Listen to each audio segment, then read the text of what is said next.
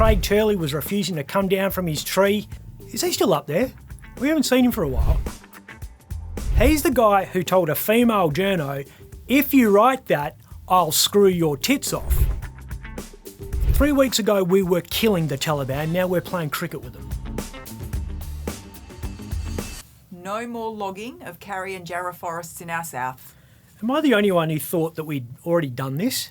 I was listening to Mark McGowan when he made this announcement today and I was thinking, didn't I write this story 20 years ago? Remember how big the old growth logging thing was back in the day? Huge. Jeff Gallop based his entire 2001 election campaign around this issue. A new political party even formed, the Liberals for Forests. Remember them? Yep. We had Mick Malthouse hugging Karri logs and Craig Turley was refusing to come down from his tree. Is he still up there? We haven't seen him for a while. Well, I chased this up with the sports guys. Apparently he's in WA and working for a mining company. Who isn't? Fashion designer Liz Davenport was arrested for protesting. Liz Davenport was arrested. I'm pretty sure I even saw Mark McGowan talking about it back in the day. Oh, look at him. Mark is making good on a 2013 election commitment. That was the election where he was the worst political performer in West Australian history to protect more of our native forests. Mark and his Labor mates didn't do a very good job of ending logging back when Gallop was Premier, because 2 decades later we are having to announce new laws to stop those beautiful Jarrah and Karri trees from being cut down. The earlier laws only protected original growth trees, the ones that were older than Yoda. Trees we planted to replace the trees the first settlers cut down were still fair game for loggers. Some of those trees, even though they were close to 200 years old, didn't fit the clinical definition of old growth. So places like Bunnings were still able to plunder 400,000 hectares of forest. That's 1,000 times the size of Kings Park, so a considerable amount. The new laws will protect those trees. Many people will say that's a good thing. It's a very good thing if you're Craig Turley, wherever he is. It's not so good if you're working at the timber mills around Manjimup though, or if you like nice dining room tables. We're spending $350 million creating new softwood plantations to keep those mills running, which means our kids are all going to have crappy pine furniture, but we'll be able to go for nice long walks amongst the trees down near Pemberton until a bushfire burns them all down. Speaking of old growth, Noel Crichton-Brown taking on the Clan. The hyphen. The hyphen's back. You know you've got a reputational problem when Noel Crichton-Brown is piling on. The one-time Liberal senator, one-time party president, has written a newspaper opinion piece that is scathing of the Clan. The Liberal Party power broker who was banned from lobbying along with Brian Burke and Julian Grill, who turned untold numbers of Liberal candidates into his puppets, reckons the Clan is taking things too far. In the 1980s and 1990s, Noel Crichton-Brown made Kevin Spacey's character from House of Cards look like Barack Obama. He had a bit of the Spaceys about him as well. He's the guy who told a female journo, "If you write that, I'll screw your tits off." That little outburst saw him expelled from the Liberal Party. 3 years after that, he pleaded guilty to fraudulently claiming $4,500 in expenses for 2 weekends spent at holiday spots with a lady friend. And now he has the moral high ground. If this isn't a wake-up call for the Libs, I don't know what is. Although I guess he has a point. He absolutely does have a point. Noel eventually became persona non grata with the Libs, as Burke did with Labor.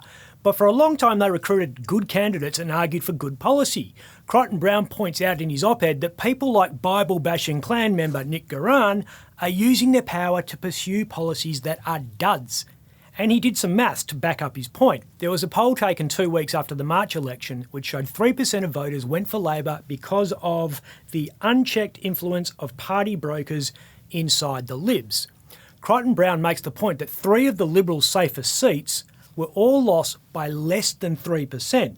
The same poll showed 9% of people voted for Labor because the Liberal Party's candidates had extreme religious views that don't represent me. We didn't want to be all under his eye. The hyphen points out that the Libs lost 10 seats by less than 12%.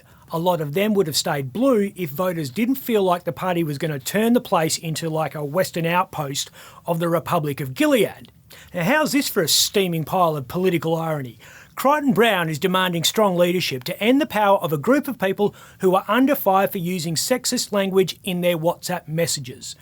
David Honey, who's the leader of the Liberal Party, it's a bit of a worry. I still feel I need to explain who he is. David Honey is busy working out how to reinvent his party and make it more inclusive of women. He may well be doing some of his thinking at the No Ladies Allowed World Club, where he is a member. It's a little ironic. It gets better. Honey was once president of the Liberal Party in WA. He got the job courtesy of Noel Crichton-Browne and his power-broking deals. Honey was Lib Pres in 1995 when Noel Crichton-Browne made his infamous remarks about what he wanted to do to reporter Colleen Egan. And it was Honey who led the charge to expel the hyphen, his political mentor, from the party.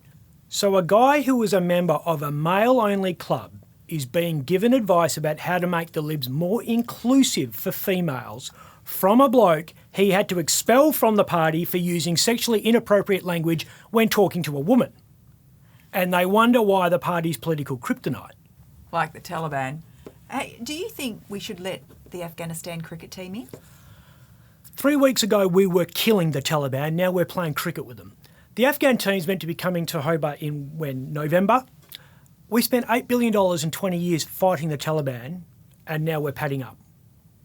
The SAS veterans who fought in Afghanistan would feel pretty good watching that match, wouldn't they? Yeah, but sport can be good for diplomacy, though. It can be. Richard Nixon used ping-pong diplomacy with China in the 1970s, tried to bring the communists in from the cold by engaging with them in something they knew and that were very good at. Communism is an economic doctrine. It's very different to Islamic fundamentalism. The Taliban turns young girls into trophy wives for warlords. They're one of the most barbaric regimes in history. But their cricketers aren't part of the Taliban. I don't believe the Afghan cricket team represent the Taliban any more than the South African players in the 1980s represented PW Botha's apartheid. But we didn't let the Proteas play here for most of the 80s because we were worried it might be seen to legitimise a political movement based on racism. So why would we play a country whose government is filled with religious extremists who treat women as second-class citizens? And I'm not even going to make a joke about the Klan's first 11. It's just too easy. I'm Ben Harvey. For more update, click the subscribe button below.